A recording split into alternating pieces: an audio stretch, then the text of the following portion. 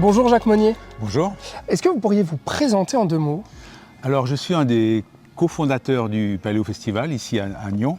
Et puis j'ai consacré toute ma vie avec des milliers de personnes pour monter ce festival, pour en faire un lieu convivial, musical, un lieu de rendez-vous pour plein de gens de Nyon et de sa région. Nyon, en 2 mots pour vous, qu'est-ce que ça représente?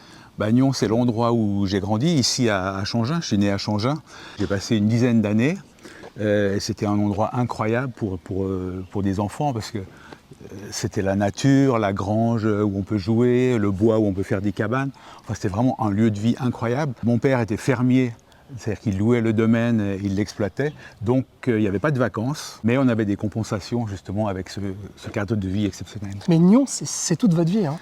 Oui, je suis très attaché à cette ville que j'adore. C'est un petit cocon, je dirais, une vie culturelle très dynamique, plein de festivals, ce qui est assez exceptionnel pour une petite ville comme ça.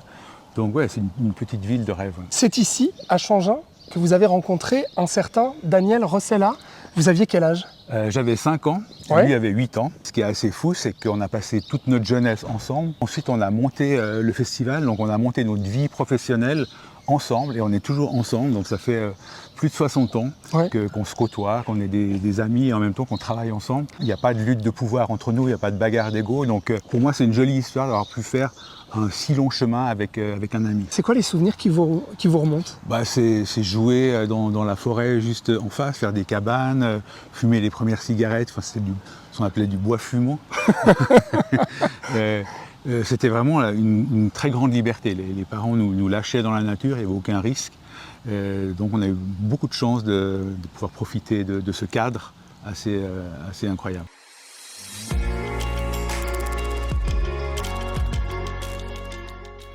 Alors ça y est, on est arrivé ici, on est sur les bords du lac à Nyon. Jacques, on est sur un banc très précis, à côté de Rive. Pourquoi est-ce que vous m'avez fait m'asseoir sur ce banc? Alors ce banc, c'est un lieu très symbolique parce que c'est ici qu'on a inventé, qu'on a imaginé le Paléo Festival. Daniel Rossella avait décroché un super job de loueur de pédalos entre 2 clients.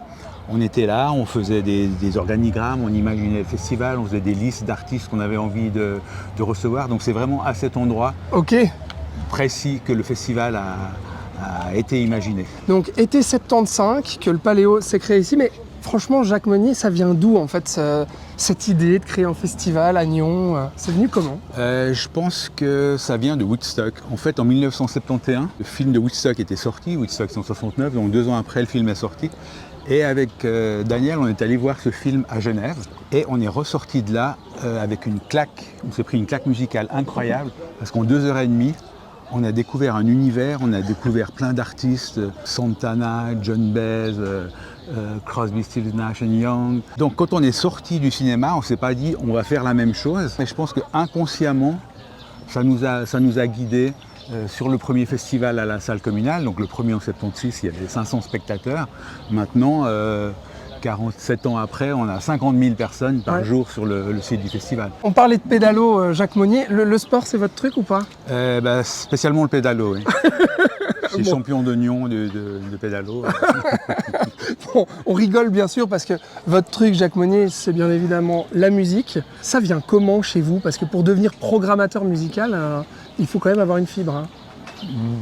Oui et non, c'était une passion pour la musique. On collectionnait les disques à l'époque, il y avait un échange, mais à l'époque on avait 30 ou 40 disques. Et après pour le choix musical, il n'y a pas d'école.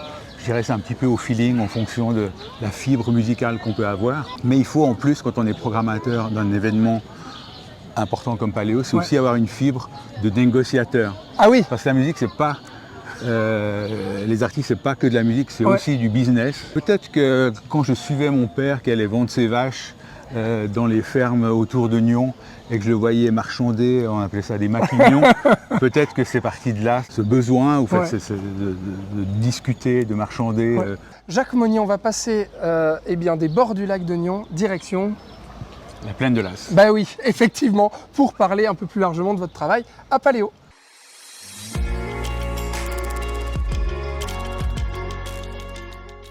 On devait forcément terminer ce portrait ici à la plaine de l'As, là où se tient le Paléo chaque année. Derrière nous, c'est là où est la grande scène habituellement. Alors là, on est le calme avant la tempête. Bon, on va parler un peu de votre travail de programmateur. Honnêtement, c'est un job de rêve, non?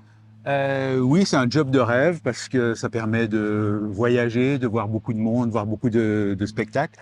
Mais il ne faut pas oublier qu'il y a aussi des moments de grand stress quand on n'arrive pas à décrocher une tête d'affiche ou quand il y a une annulation. Mais dans l'ensemble, c'est vraiment un job qui a rempli toute ma vie et qui m'a rendu heureux. Quand il y a plusieurs centaines de milliers de personnes qui accourent ici pour découvrir les artistes que vous avez programmés durant l'année, quel sentiment ça vous fait? Un sentiment de satisfaction, de voir le public heureux, souriant, dansant, de voir les artistes sur scène qui s'éclatent parce qu'ils ont un bel accueil du public. Donc tout ça est assez gratifiant, je dois dire. Il y a régulièrement une petite larme qui coule des yeux parce qu'il y a de l'émotion, il y a beaucoup d'émotions. Les meilleurs souvenirs de Paléo, de votre job de programmateur, ce seraient lesquels? Il y en a tellement, on a programmé près de 5000 groupes. Je garde un souvenir incroyable du concert de Neil Young il y a une dizaine d'années, sous un orage mémorable. Lui, il a donné un concert exceptionnel en jour, avec les éclairs, avec le tonnerre. Donc les gens étaient trempés, mais assez heureux. Il y a quoi d'autre dans la vie de Jacques Monnier? Les voyages. J'ai beaucoup bourlingué à travers le monde, ce qui m'a permis certainement d'ouvrir un petit peu mes oreilles sur d'autres musiques, d'autres cultures. Aller se balader tranquillement dans la forêt ou au bord d'un lac, dans les Alpes. Prendre des petites pauses comme ça fait beaucoup de bien. De votre famille, vous êtes grand-papa aussi. Oui, grand-père d'une petite fille qui a 2 ans et demi, qui remplit aussi bien ma vie. C'est vraiment un grand bonheur. Et puis elle vient déjà au festival depuis chaque année, depuis ses 2 ans. Donc c'est son 3e déjà cette année. Ah bah voilà. On termine toujours par cette question. Nyon, dans 10 ans, où est-ce que vous la voyez? Où est-ce que vous vous voyez? Toujours programmateur du Paléo dans 10 ans? Oui, je pense aller jusqu'au 100e, certainement. Donc voilà, j'ai encore du temps devant moi. Trêve de plaisanterie, j'espère que Nyon va garder sa convivialité. On voit qu'il y a beaucoup de constructions qui arrivent. J'espère surtout que le terrain sur lequel on est sera préservé. Merci infiniment, Jacques Monnier, d'avoir été avec moi. Merci.